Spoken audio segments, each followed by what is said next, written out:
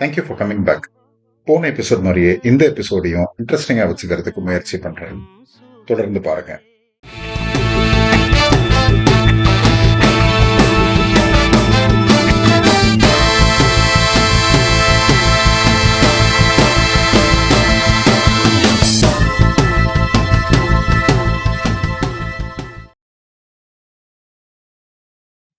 வெள்ளை புறா ஒன்று ஏங்குது கையில் வராமலே.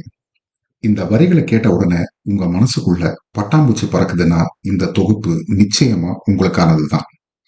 1982ல டைரக்டர் எஸ்பி முத்துராமன் இயக்கத்துல வந்த படம் புதுக்கவிதை, கவிதாலயா புரொடக்ஷன்ஸ்.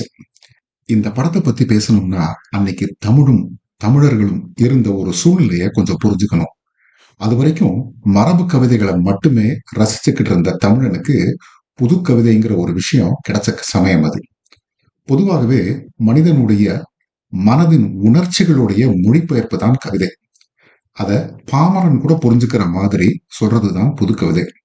அதுல அலங்காரமான வார்த்தைகள் இருக்காது, ஆனால் மனசை வருடி கொடுக்கிற மாதிரி நல்ல உணர்வுகள் இருக்கும்.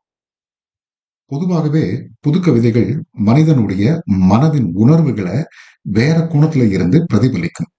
இந்த படத்துடைய கதையும் இப்படித்தான். தமிழ் சினிமாவுக்குன்னு ஒரு ஃபார்முலா உண்டு. ஒரு ஹீரோ ஒரு ஹீரோயின் இருப்பாங்க, அவங்க காதலிப்பாங்க. அப்ப அங்க ஒரு வில்லன் வருவான். அந்த வில்லனுடைய வில்லத்தனத்தை முறியடிச்சா காதல்ல வெற்றி அடைஞ்சு ஹீரோவும் ஹீரோயினும் டுவேட் பாடிட்டே போயிடுவாங்க. முடியலையா, காதல்ல தோல்வி அடைஞ்சு எங்கிருந்தாலும் வாழ்கன்னு பாட்டு பாடிட்டு அவங்க பாதையில போயிடுவாங்க. இதுதான் பொதுவா தமிழ் சினிமாவுடைய காதல் கதையுடைய ஃபார்முலாவா இருந்துச்சு. எஸ்பிஎம் இந்த படத்துல இந்த ஃபார்முலாவை கொஞ்சம் மாத்தி இருப்பாரு. அதனாலதான் இந்த படத்துக்கு புது கவிதைன்னு பேர் வச்சாரோ என்னமோ தெரியல. இந்த படத்துல ஆனந்தும் உமாவும் காதலிப்பாங்க. ஆனந்த் ரோல்ல தலைவர் பண்ணி இருப்பாரு, உமா ரோல்ல ஜோதி நடிச்சிருப்பாங்க. ஆரம்பத்துல உமாவுக்கு ஆனந்த பார்த்தாலே பிடிக்காது. காரணம், ஆனந்த் ரொம்ப கருப்பா இருப்பான். ஆனா போக போக ஆனந்த காதலிக்க ஆரம்பிக்கிறா உமா. வெள்ளை புறா ஒன்று ஏங்குது கையில் வராமலே பாட்டுல இந்த கருத்தை வைரமுத்து ரொம்ப அருமையா சொல்லி இருப்பாரு.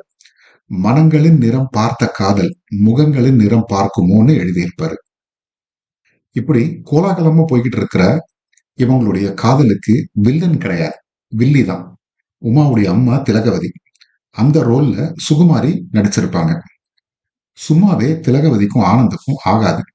இப்போ காதல்னு திலகவதி முன்னாடியே போய் நின்ன உடனே அவ ஆனந்த பழிவாங்க நினைக்கிறான். அவங்க ரெண்டு பேருக்கும் கல்யாணத்தை ஏற்பாடு பண்ற மாதிரி பேசி அவங்க ரெண்டு பேரையும் நம்ப வச்சு கடைசி நிமிஷத்துல ஆனந்த கடத்தி வச்சுட்டு உமாவை வேற ஒருத்தருக்கு கல்யாணம் பண்ணி கொடுத்துடுறா திலகவதி.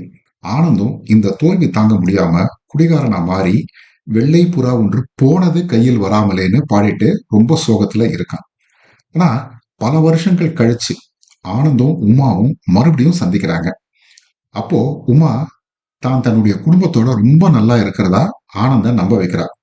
அவனும் அதே மாதிரி தானும் மனைவி பிள்ளை குட்டிங்க அப்படின்ட்டு ரொம்ப நிம்மதியா இருக்கிறதா உமாவை நம்ப வைக்கிறான். ஆனா இது ரெண்டுமே உண்மை இல்லை. ஆனந்த் இன்னும் உமாவை புரிஞ்ச சோகத்துல தான் இருக்கான். உமா அவளுடைய கணவனை இழந்து ஒரு விதவையா இருக்கா. அப்புறம் இந்த உண்மை தெரிய வரவே ஆனந்த் உமாவை கைப்பிடிக்கிறான்.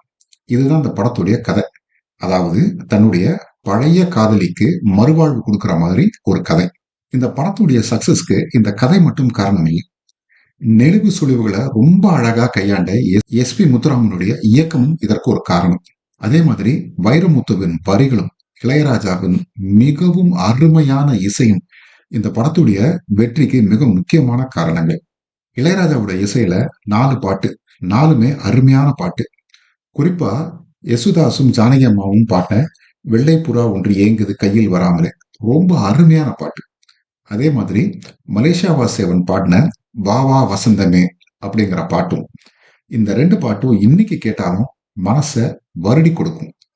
1982ல டைரக்டர் எஸ்பி முத்துராமன் இயக்கத்துல வந்த படம் புதுக்கவிதை. தலைவர் பத்தி பேச இன்னும் நிறைய இருக்கு. ஸோ நெக்ஸ்ட் எபிசோட்ல சந்திப்போம். Until then, bye bye.